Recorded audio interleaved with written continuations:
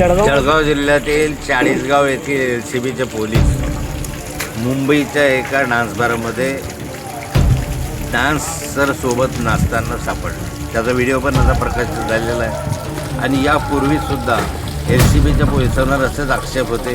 या ठिकाणी ड्रग प्रकरणामध्ये इथला आव्हाड नावाचा इन्स्पेक्टर अडकलेला होता। त्याच्यावर कुठलीही कार्यवाही त्या ठिकाणी झाली नाही, त्याची बदली करण्यात आली।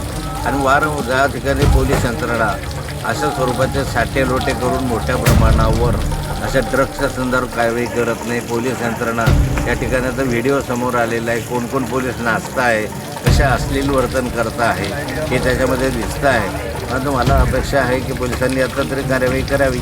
पण जळगाव जिल्ह्यामधले पोलीस यंत्रणा बरबटलेली आहे, भ्रष्टाचाराने बरबटलेली आहे। या प्रकरणांवर सगळ्यांचे हितसंबंध वरपासून खालपर्यंत गुंतलेले आहे आणि त्या प्रकरणामध्ये न्याय मिळत नाही। याची SIT चौकशी झाली पाहिजे सर्व प्रकरणांची, म्हणजे ड्रग प्रकरणाचे असो किंवा मुलींच्या संदर्भामध्ये असो, या सर्व प्रकरणांची SIT चौकशी केली पाहिजे आणि दोषी आहेत त्यांच्यावर कारवाई झाली पाहिजे। मोठ्या प्रमाणावर डोग पकडले जातात, त्याच्यामध्ये त्याला बदली केली जाते, सस्पेंड केलं जातात, परत कामावर घेतलं, काय प्रकार काय याच्या संदर्भामध्ये।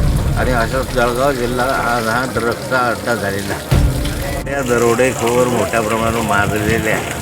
अवैध अशा स्वरूपाचे सगळे धंद्यांना ऊत आलेला आहे। पोलीस यंत्रणा फक्त हप्ते घेण्यामध्ये मशगूल आहे। पोलीस त्याच्यावर कुठलीही कारवाई करत नाही। DSP या संदर्भामध्ये कठोर कारवाई करण्यावर राजनैतिक दबावामुळे दबावत नाही। त्यामुळे संपूर्ण प्रकरणाची SIT चौकशी करावी अशी मागणी माझी गृह खात्याकडे मी केलेली आहे, करणार आहे।